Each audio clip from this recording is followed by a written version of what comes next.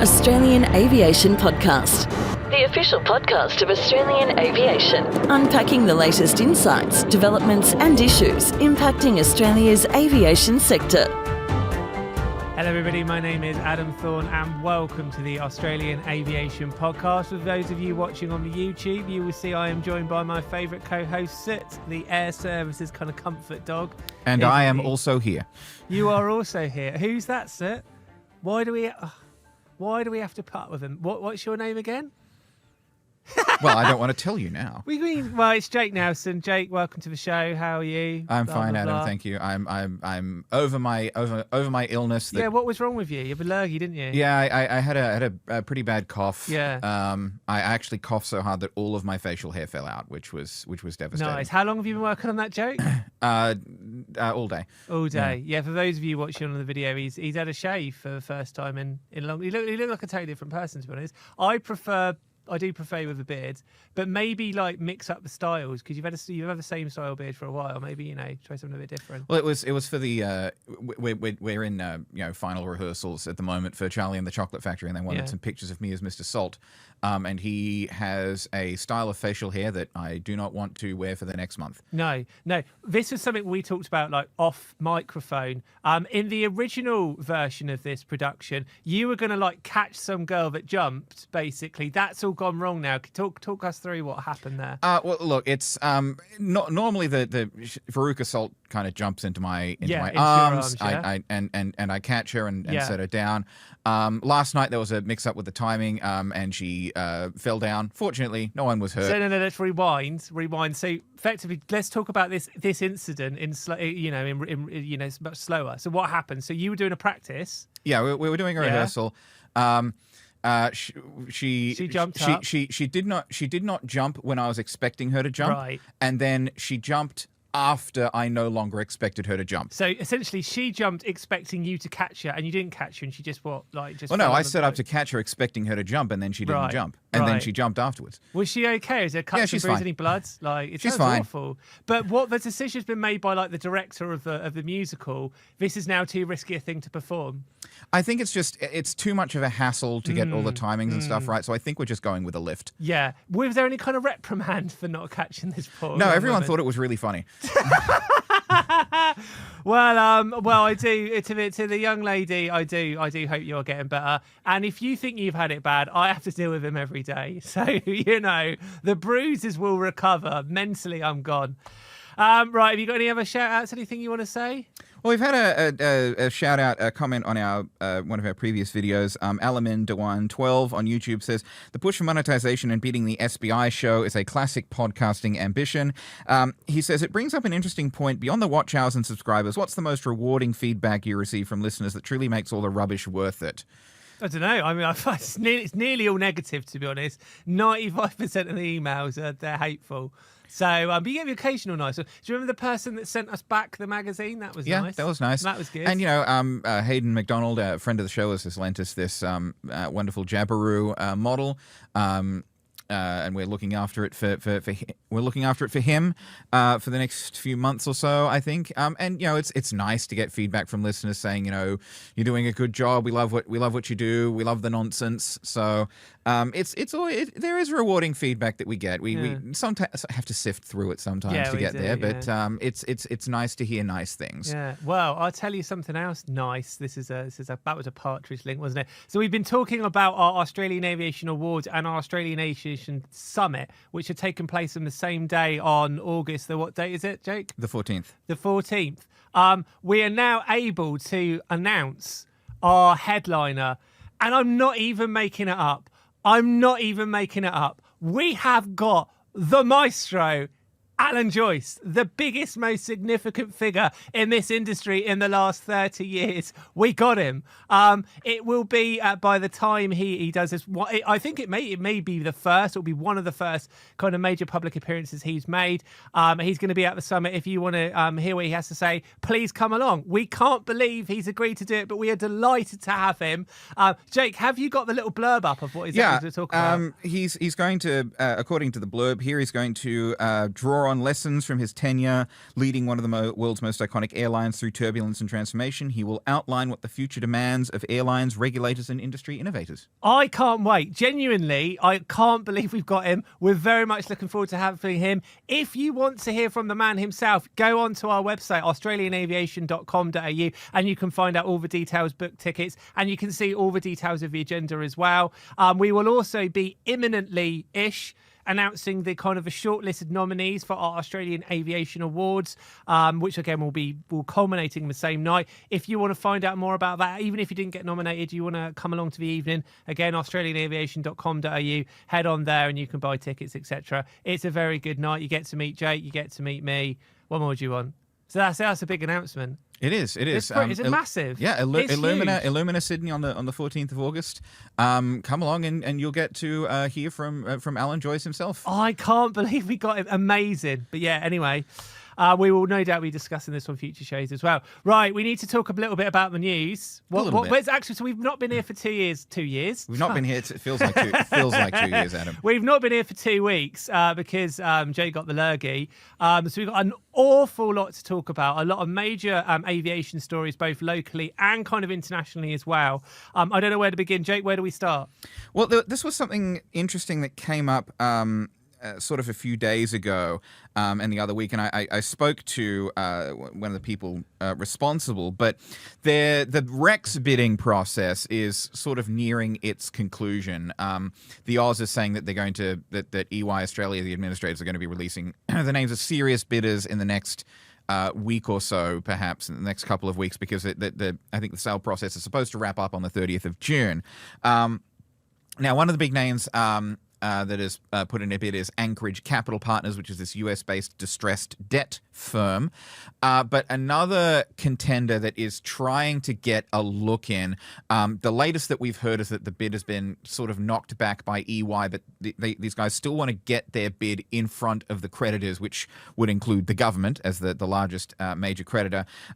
This group, Renaissance Partners, it's an Australian firm, and they want to essentially turn Rex into the regional arm of a resurrected TAA, or Trans Australia Airlines. So for those like me who were born fewer than 40 years ago or so, TAA was one of Australia's 2 major domestic airlines back in the days of the old duopoly between, it was TAA, which was the government sort of controlled airline, and Ansett.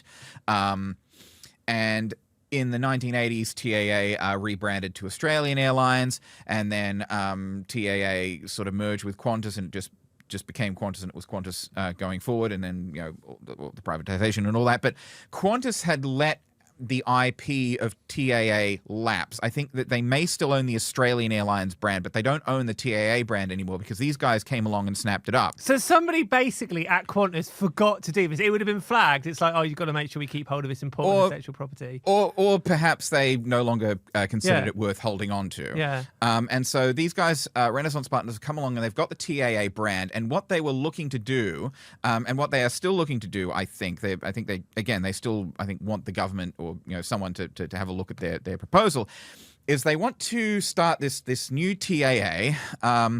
By the way, they didn't get this idea from my op-ed last year, I think. Very slug. Give yourself some credit. Go on, yeah. But they want to start this new TAA, and basically instead of, they said they'd have little to zero interest of competing with Virgin and Qantas and Jetstar on the Golden Triangle. What they want to do is they want a hub up in Darwin and a secondary hub down in Canberra. And they want to be a distribution airline, essentially, for carriers who are coming in from the north and flying people around the country through Darwin. They want to attract foreign carriers into Darwin and be a code share partner for them. So you fly into Darwin on one airline and then fly out of Darwin on TAA to wherever it is that you are eventually going. When would this be with larger sort of aircraft? Yeah. So Rex would, from what I understand, Rex would sort of would be to TAA what Qantas Link is to Qantas, but it would give a backbone to build out this larger network.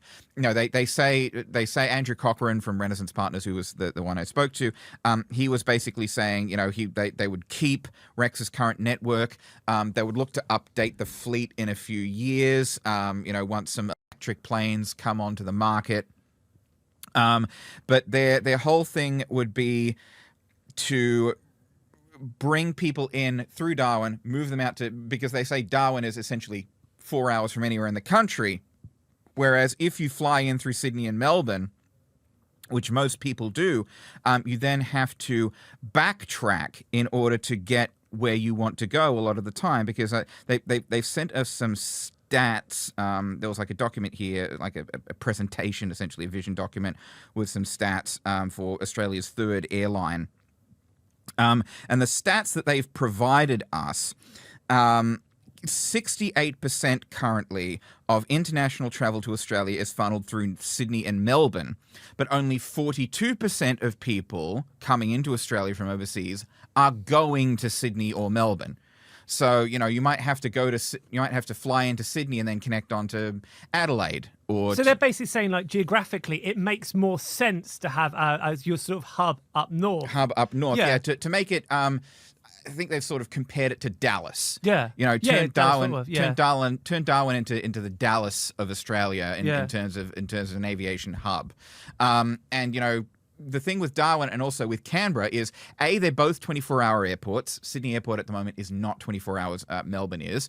And they're also not classed as major gateways, which means that they're not restricted, or at least not as heavily restricted under bilateral air service agreements as Sydney, Melbourne, Brisbane, Perth.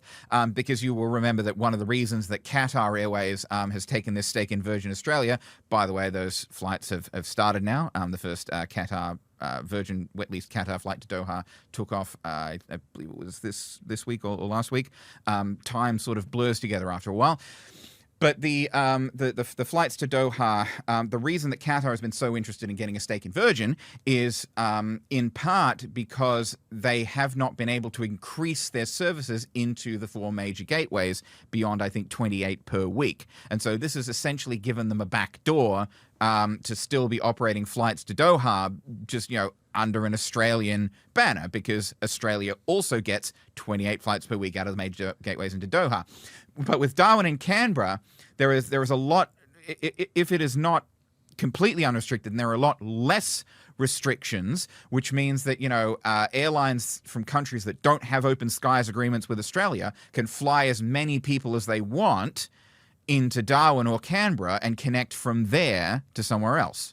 So, but there is a good idea here. So obviously it's a different approach that Bonza took, but it's the same idea. We're not going to try to compete with Qantas and Virgin. We've got our own plan. And again, this would sort of almost stimulate new travel. This would stimulate interest. It's blue ocean thinking. Yeah. So it's if you're not familiar with, you know, the business terminology, it's kind of, you know, blue ocean is untapped markets where you can, you know, create demand and you can find your own niche. And red ocean markets is where you're competing with everyone else because, you know, the water is red with blood because of all the sharks fighting over it. It's gruesome. But I quite like that analogy. But yeah, it's basically trying to induce demand rather than trying to capture a slice of the demand that's already there. So I see what they're saying, but they were effectively knocked back, were they, from the so the administrators so I think they tried in the first round, didn't get traction. They've tried again in the second round, but EY Australia has not decided to, you know,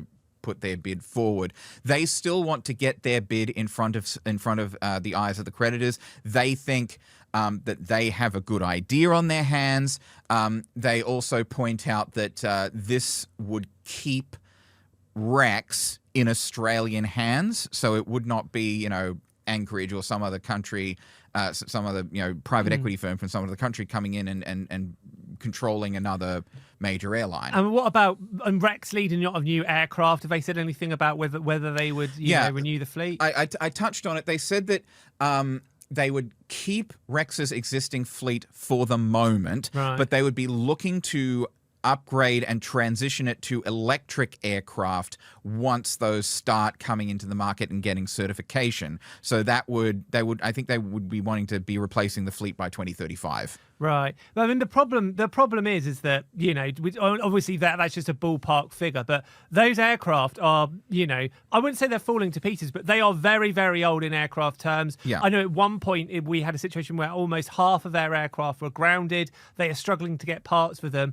On the surface, and I don't want to kind of dismiss their bid, you would have to look at that and say they need new aircraft right now to have any hope of being able to survive in the short term. The idea that we're just going to carry on with these sort of antiquated aircraft for another 10 years, that sort of suggests to me is kind of why potentially EY Australia turned it down. The other thing I was saying, I don't want to like begrudge it, even buying the name TAA, they're leaning into the kind of the romance of it all. Yeah. You know, but the idea is that, yeah, we see what you're doing, and it kind of worked. We gave them publicity for that. I see what they've done, but that's not necessarily going to make a difference in terms of whether they win this, whether they've got a really good idea. It's kind of almost like that's a little bit of a stunt.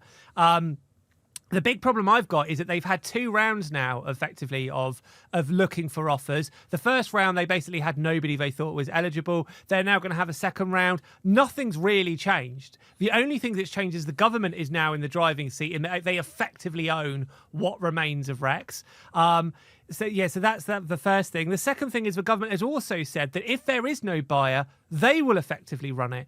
And they've also hinted as well that if they were to run it, they would maybe do some fleet renewal too. So I don't see what a private company has got to gain by going now rather than waiting later for the government to do all the kind of hard work. And my thinking is I would still say the most likely scenario is there is no buyer in this round and the government's going to have to step in. I don't know what you think. I mean, again, there have been reports that, you know, there have been bidders that have clearly put their names forward as being interested. Yeah. Again, you know, this Anchorage outfit from the US. So they could be a serious bidder. We won't know for certain who's put their hats in the ring until EY actually puts out anything from what they've come up with. In terms of this TAA 2.0 plan, it's an interesting plan, and Rex would probably help with that. You know, if they have an airline to build off, if they're already running an airline and they've got the air operator certificate, obviously they'd probably have to vary it to get more aircraft in the fleet or different aircraft in the fleet. It's probably a dark horse bid. But it would be interesting to see if they do manage to get it up, if they can pull it off. I mean, I love they have at least a more concrete strategy than Koala in that they have a strategy. Yeah, no. Okay, welcome back. So we spoke there of the kind of ongoing dilemma as to who, if anyone, is going to take over Rex. We've had a lot of other big stories in the last couple of weeks. Jake, what are we talking about next? We should probably touch on the Virgin IPO because that is coming up next week. Date has finally been set. Bain Capital is planning to relist Virgin on the ASX on the 24th of June. They are looking to raise $685 million at $2.90 per share. So it's, you know, a big moment for Virgin. Their IPO that's been rumored, and you know, we're getting there for years, is now finally going to happen. So in terms of the actual details, 30% of Virgin stock will be going to new investors. Qatar Airways is going to keep 23%, so a little less than 25% that they've got. 7.8% is staying with management. Bain is reducing its holdings in Virgin to 40%, and they've agreed not to sell their shares for a while until you know, it reaches a certain stock price and everything's kind of ticking over smoothly. Part of the deal, or part of what's going to happen in the IPO, is actually every eligible Virgin employee is going to receive $3,000 worth of share rights in the airline, which is something that the unions, it's something that the unions have been pushing for. So they don't get the shares right away, but they have the option to claim those shares at no cost to themselves. after a certain period of time. So the employees would have the rights to get the shares and get a stake in the airline as well. So, I mean, there's still a long way to go. But nonetheless, if Bain are able to get this across the line, you would have to say for all the stick they took, they would have done a good job in terms of saving Virgin from the abyss, bringing in new investors, stabilising the airline, now getting it back on my ASX. I remember when Virgin went into administration, that was 5 years ago, almost exactly now. You probably wouldn't have had them recover this well this quickly. So on the surface, it does look like quite good news. We should be careful not to praise them too highly because of the curse. But it does seem, and this is, this is some might say a rare occurrence, but it does seem that this is one of those rare occasions where private equity comes in, overhauls a company and actually leaves the company in a stronger position than it was in when it started. Because a lot of the time, private equity firms and these venture capital firms come in, strip it for parts and load it up with debt and flog off what's left, right? Or close the company down. And it's particularly in the airline industry, you need only to look at Southwest Airlines in the US. Southwest was in a bit of trouble. Following that winter storm, Elliott, where the whole computer network went down, and there was post-COVID stuff, and low-cost carriers in the US generally not doing as well as before. But Southwest has, for the longest time in the US, been a beloved brand. Like, people fly Southwest in the US not just because it's cheap, but because Southwest has a unique value offering, or had a unique value proposition that other airlines couldn't match. So Southwest was, first come, first serve seating. You get no assigned seats. You get on the plane more quickly. You sit wherever, right? Free checked baggage. There was like a culture of customer service. People flew Southwest because they liked Southwest. But this group, Elliott private equity firm, these Elliott people have come in, and they have basically. There is now a fee for checked baggage. They're looking to introduce assigned seating. Apparently the customer service has been going downhill. They've been turning Southwest into just another low-cost carrier. And without that unique value proposition, I mean, Southwest might get a short-term sugar hit out of the extra fees, out of the ringing the customers for all they're worth. But in the long term, once Elliott is cashed out and it's no longer their problem, Southwest is, again, going to be just another low-cost airline, and just another low-cost airline isn't enough. Yeah, I mean, I think the kind of the genius of Bain, or their smart move, was appointing Jane Hardlicker. She was the one that did the work. She was the one that took on this kind of plan. Whoever originated, we don't know exactly, but effectively Paul Scurrer's plan. She took that on, but she made it work. This kind of mid-market airline. She turned it from an airline that was losing $1 billion a year to one that was making hundreds of millions of dollars. She seems to very much steady the ship, repair relations with the unions, massively increase the size of the fleet, helped negotiate the deal with Qatar. So she was the one, I think, when they look back on it, she was the one that saved that airline. So that kind of credit, I think, goes to her. And I think, Virgin has this unique value proposition at the moment where we're a mid-market airline. If you want to get a little bit of a nicer experience than Jetstar, but you don't want to pay the full ticket price of, the full premium price of Qantas, we're here. Also the reliability as well. They've been very, very clever on that, because the reality is that the biggest reason people actually book Qantas is that they would perceive it as being more reliable. If you book a flight you want to take off on time, in reality now Virgin is more reliable and has actually had the better of it in the last 6 months. So you'd look at it and say the value proposition for Qantas isn't that much different from Virgin now. If anything, Virgin's a better deal. So they've been very, very clever about that. A lot of people scorned on this idea of a mid-market airline. I think Michael Caine, the national head of the TWE, National Secretary of the TWE. I interviewed him a number of years back, and he's like, I don't really understand what this mid-market thing is. Do they even understand what it is? But to be fair, they've made it work. So the plan at the moment is working. How well this IPO goes, or how well this float on the ASX goes, we will have to find out. But on the surface, it looks like they've done a good job. Yeah, there are sort of some warnings. This guy Angus Hewitt from Morningstar, this was reported in the AFR, and we've sort of picked that up. today, Tuesday, as we're recording this.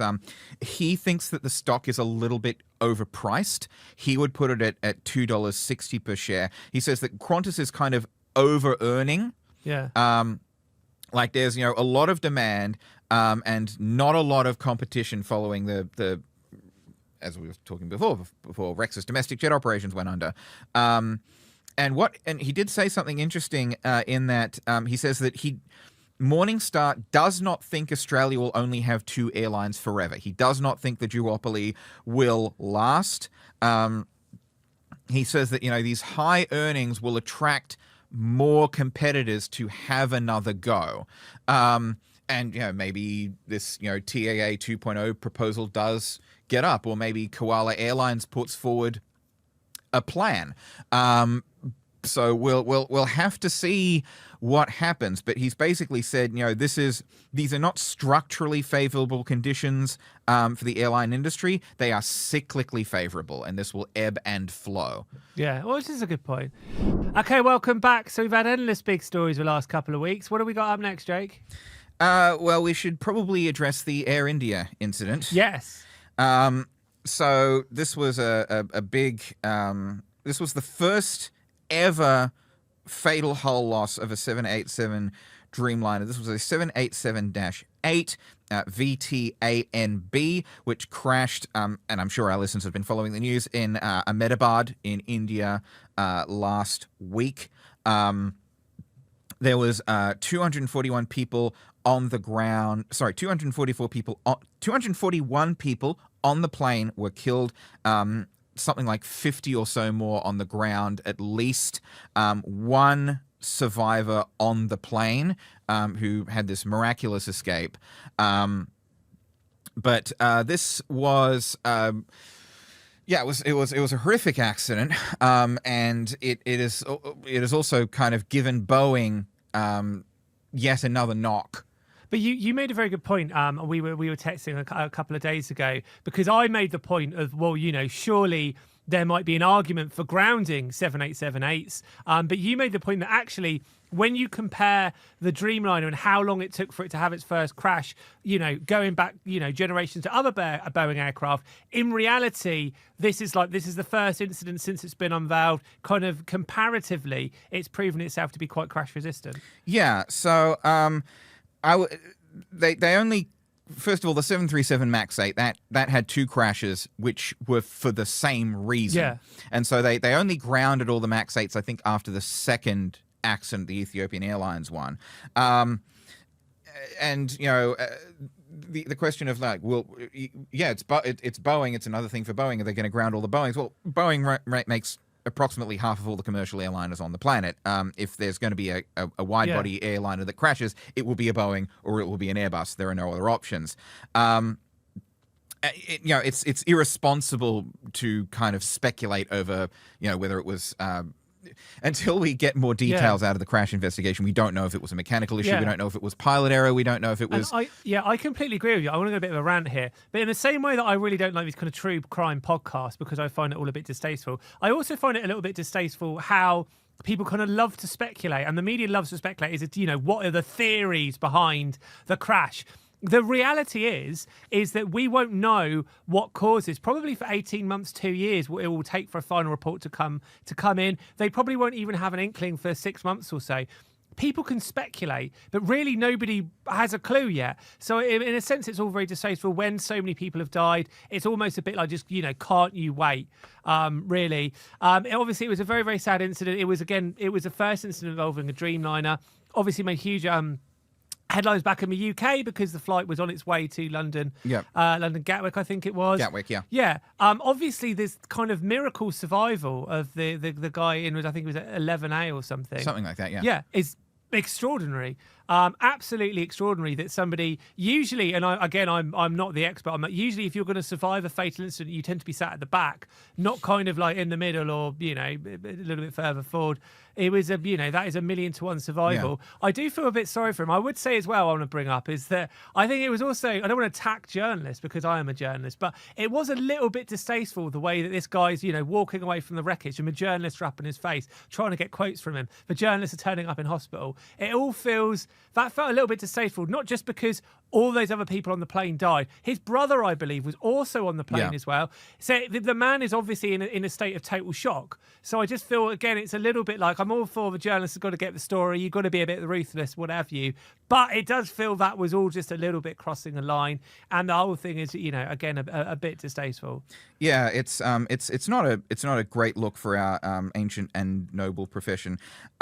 So just on this, by the way, so the Dreamliner has been in commercial service for like 14, 15 years.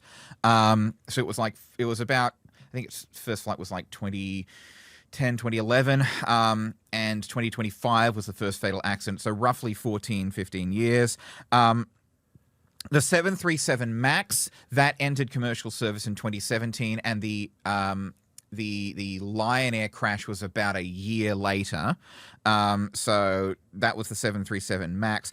The 747, that one entered service in 1970, and the first fatal crash of a 747 was in 1974, so that was 4 years after the first commercial flight.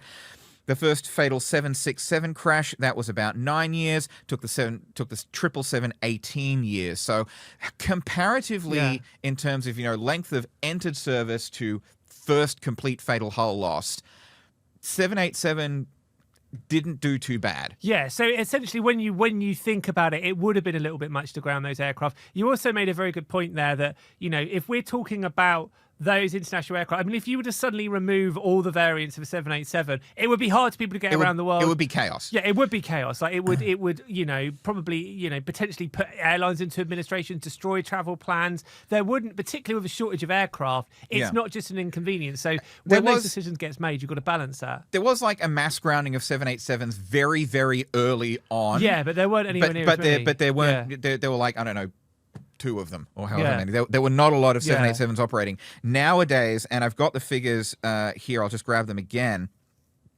Nowadays, according to Cirium, there are 1,148 787s in use around the world. And a lot of airlines as well, just like Qantas, will effectively have it as their kind of star aircraft flying their most prestigious routes because of its very long range. It would be, it'd be very, very difficult to remove that from service. Yeah, absolutely. So, if there are more 787s that start crashing for the same reason, and that reason was found to be a fault with the design or the mechanics of the plane, then yes, I could maybe see some grounding start to happen. But after a single crash, it would seem premature, especially when we don't know what happened. Yeah. I think you make a very good point. Okay, what do we got up next? Well, on the subject of Qantas, which does fly the Dreamliners, Qantas and Jetstar both fly Dreamliners. Just a little bit of a coda there. Qantas has 14 787-9s in service, and Jetstar has 11 787-8s, the 787-8 being the same that was involved in the disaster. But on the subject of Qantas and Jetstar, and this is a story that you covered, Adam, while I was unwell, Qantas is shutting Jetstar Asia. Yeah, and so this is it's a surprise and it's not. So you've obviously got Jetstar Asia, Jetstar Japan, and then sort of plain old Jetstar. So Jetstar Asia... But basically, so at the moment, effectively, it's a 50-50 ownership between, or like 49% was a Qantas group, and 51%, are they called like West Farmers or something? I'm not sure. The other investors, basically. And so the actual airline itself, off the top of my head, I think they've got 13, 14 aircraft. So they haven't, it's a relatively small operation. But the kind of the perk of closing this is it means Qantas can take these aircraft and consume it into their local operation, which at a point in time when when we're all struggling to get aircraft, that makes sense. Now, I would say that the new Qantas chairman, I say new, he's been in the job, 6 months or so now, that's come in. Actually, I think you covered this previously, was quite candid in saying that, a lot of our aircraft, they're old, they're crap, I think he said they are. That's what's, causing a lot of our problems. And he basically said they made a bit of a mistake in not renewing the fleet earlier. So that solves this problem. John Mullen, yeah. It's also the case that Jetstar Asia, wasn't necessarily making a profit. I think it was on course to make a loss. So you would have to say that that was a move that did make sense. How much, I don't know, the Qantas are going to have to effectively pay for these aircraft because they only own half of this airline. I haven't quite worked that one out yet. But you would have to say it does make sense. I would say the biggest reason they've done that is just because they want a fleet of aircraft, which does make sense. It did, though, seem to come a little bit out of nowhere. I remember when this story broke. So it's 13 A320s. 13 A320s. And as you reported, the airline blamed rising supply costs, high airport fees, and intensified competition in the region. If you've got an airline that's your subsidiary and it's not making money, you've got an airline at home that's making a lot of money that's in need of aircraft, it would seem like a common sense thing to do. And obviously, I think they reckon about 500 roles will go. And obviously, it's very sad but what's happened to the people that work for the airline. But nonetheless, there was also not an enormous amount of kickback from this. You didn't necessarily see the unions come out and be absolutely furious. Yeah. We didn't have a big kind of outcry. First of all, it's all overseas jobs, so Australian unions might not care too much. I've just looked it up, by the way. Westbrook Investments is the majority owner of Jetstar Asia. 49% is held by Qantas Group.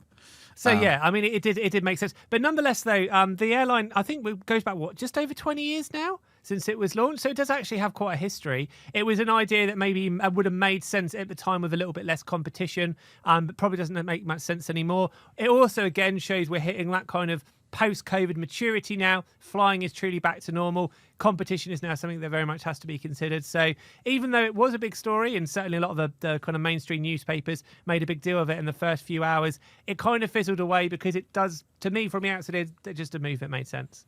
Yeah, and I guess it's another as well. People have been saying, this is another thing by Vanessa Hudson. Jetstar Asia was also Alan Joyce's baby. Yeah. It was Alan. I think it was Alan Joyce's idea to start up Jetstar Asia, and I believe, or from what I've heard, and so this might be another kind of line drawn under the Joyce years. Yeah. Okay, we got any time for any more stories, or are we out for big ones? There's a lot been happening at Western Sydney Yes, there Airport. has indeed. So runway works are complete. Check. Check. Preliminary flight paths have been approved. There's going to be more consultations, but they've signed off on the preliminary flight paths. Draft master plan is out. Ding. Terminal is finished. Terminal's finished. They basically finished it, right? Yeah, basically finished. And so I think it's probably going to be going into sort of operational testing now over the next year or so. Metro is looking to be delayed, which is a shame. Yeah. So I don't believe there'll be metro services to the airport when it opens, as well as the plan. But I think the New South Wales government might be looking at buses or some other option to get people to the airport while the metro is being finished.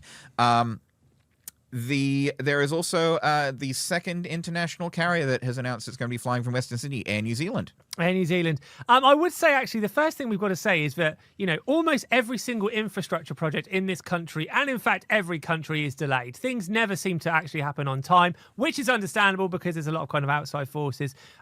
Building a new major international airport is something that really doesn't happen anywhere in the world. Like, effectively, you're working with what you've got nowadays. So this was a huge project that involved God knows how many thousands of workers, that actually was going on in its kind of crucial stage during COVID. The idea they were able to get this thing done on time, and I know they've got the testing to do, is an extraordinary achievement. Fair play. They won't get any credit for it, but it is an amazing achievement. They've basically got the thing done with a year to go. Kudos to them, I think. Obviously, it's a bit of a shame with the metro, but at the same time, ultimately, if the metro ends up opening 6 months or a year later, it's not the end of the world, particularly given that when the airport does open, it will be a limited amount of flights. This is going to be something that's going to kind of grow slowly. So I don't think that's the end of the world. But it does, credit to them. They got the job done on time, despite every kind of every bad thing thrown at them over the last kind of 10 years. So, and it is a magnificent airport. I've looked around it last, 18 months ago? And you can tell it was nearly done then. Like, they were basically just painting the walls and putting the toilets in and that goes up. But the actual structure, all the main stuff was complete. Now they've got to the point where they've kind of officially unveiled it. I think the issue they're going to have, can they encourage enough airlines to go there? Now, at the moment, we've got Qantas and Jetstar. We've got Singapore, off the top of my head. Yeah, or Qantas Link. Qantas Link. Qantas Link and Jetstar. We have no Virgin as yet, though probably that will follow. But we've got we can expect that Virgin will be going there eventually, or announcing it will go there eventually. I think Air New Zealand has announced that it'll be starting flights from mid 2027. But it was so that's. So Qantas Link will be going, Jetstar will be going, Singapore is going, Air New Zealand is going, Virgin presumably. Yeah. You'd have to think. But the issue they're going to have is that in order to make this work, they need to sign up a lot of airlines. Now, they have this kind of fund, this kind of government fund to encourage airlines, which is not a huge amount that they're paying. But nonetheless, they need to launch with a lot more than just a handful of airlines. That's going to be the challenge now over the next year, to avoid this being some kind of, a great idea that doesn't necessarily work. That's going to be, they need to challenge Sydney Airport. In the long run, they've got the capacity, which Sydney Airport will not have. They have 24/7 operations. They've got 24/7 operations. You would like to think cargo is an easy win for them. It makes absolutely no sense for the cargo aircraft to be going to Sydney rather than Western And they do Sydney. have Qantas Freight. And they have Qantas Freight, yeah. So that is going to be the big challenge. Now, it's a $16 million fund, by the way. So $16 million in the grand scheme of things isn't a huge amount at all, really. But that's going to be a challenge. Now, obviously, the kind of ties in with the idea that the New South Wales government, with effectively a shortage of housing, is sending everyone out west. That's where new homes are being built all the time. So, in theory, you're going to have more and more people, perhaps even the majority of people in Sydney, will at some point in the next 20 years be out west. It's going to be their nearest airport. But nonetheless, the challenge for the next 5 years is going to be signing them up. I would like to have seen them had more signed up already. Perhaps they do, and it's a case of announcing them in the next year. And it's still a year to go. It's still a year to go. A year and change to go. So I would be surprised if we did not see any more airlines signing up before the airport opens, especially Virgin. And I think as well, when it gets going, I mean, the actual experience of being in there, it's one of the most extraordinary airports in the world. It's kind of been designed in such a way, you've got this kind of huge kind of glass exterior, you're looking over the kind of the mountains, looking over the beautiful view. It's almost like you're not in an airport. It's like you're in some kind of, I don't know, in a hotel or one of those kind of... I've seen it compared to a metro station. I think it's better than the metro station, but it's very, very modern. It's been able to do things and been designed in a way that you can't do by just simply upgrading an existing airport. So I think the kind of passenger experience, one of those awful terms everyone uses now, but the passenger experience is going to be really, really, really good. So I think when people experience it, they would all probably choose or prefer to fly Western Sydney over Sydney Airport, particularly if they live nearer. Yeah, and it's got these as well. I think they're calling them swing gates or something, which can be domestic or international as demand requires, which is really clever. Freeing up space here to take more space there. So I think there's a lot of good ideas that have gone into Western Sydney, and it'll be good to see it finally open. Yeah. I wonder if Jetstar's going to fly from Western Sydney to Avalon. Possibly. Well, I'm trying to think. Well, I see what you did there. Yeah, I can see that. Right, have we got anything more to talk about? What are we on now? We got a countdown timer off. More of a count up timer. A count. Yeah, no, you're right. It is a count out. Yeah. I guess again, congratulations to Virgin for getting those Doha flights off the ground. Yeah. The Sydney flight, first Sydney flight took off last week, and we've got the first Brisbane to Doha flight coming this week, and then we've got Perth coming, and then Melbourne in December. So that deal is done. The flights are happening. And they didn't paint the aircraft, though, did they? They didn't paint the aircraft. No. They're still using the Qatar livery, but it's also got the Qatar interiors, with including these Q Suite business class seats, which are supposedly the best business class seats you can get. Yeah. Right, okay, we're going to wrap up the show. Once again, if you do fancy coming to the Australian Aviation Summit or the Australian Aviation Awards, check out our website, australianaviation.com.au, for your chance to come and see Alan Joyce. Jake, thank you very much for joining us. And you do this all the time. You cut off my flow. What are you talking about now? Tickets are on sale for Charlie and the Chocolate Factory. All right, that's fair enough. If you want to come see me and Charlie and the Chocolate Factory. When is it? You gotta tell me when it is. It's going to be running from mid-July. So it's going to be that's not far away. It's not far away at all. So the dates on the website are not exactly up to date because we had to change things around a little bit. But we will be running in July. So tickets are on sale now from the 9th to the 13th of July. And I want to give a shout out while we're here to the cast of Charlie and the Chocolate Factory, because everyone's doing a really good job. Yeah. We've got a great Wonka. We've got a great understudy Wonka. All of the kids and the parents are great. Havana and Isabella, both playing my wonderful daughter Veruca Salt, Which is the one that you injured? None of them were injured. Right. Isabella was the one that I dropped. Yeah, but exactly. You dropped. Finally, guilty. Yes, Isabella was the one. Isabella was the one who I'm really had sorry about that, had an unscheduled encounter with the ground. But they both do a great job as Veruca. It is a relief to be now in the stage where they're not both acting at the same time as Veruca during rehearsals, because it is very loud. And where is it? Where's it actually being hosted? It's being held at the Greenhalgh Theatre in Lindfield from the 9th to the 13th of July. And how much do tickets cost? Between $35 and $47, depending. That's all right. That's fair enough. That's good. All right, next time do the plug at the start of the show, because as much as I love this show, only the hardcore have clung on to this point. You have to listen to a lot of drivel to get to this point. Next time, get your plug in, front and center. Well, I just wanted to shout out the cast and my wonderful the two girls playing my wonderful daughter as an apology for dropping for dropping one. Yeah. Right. Okay. We're going to wrap up the show now. This time properly. Jake, say goodbye. Goodbye. We will be back on the show the same time next week. But for now, from me and Jake, goodbye.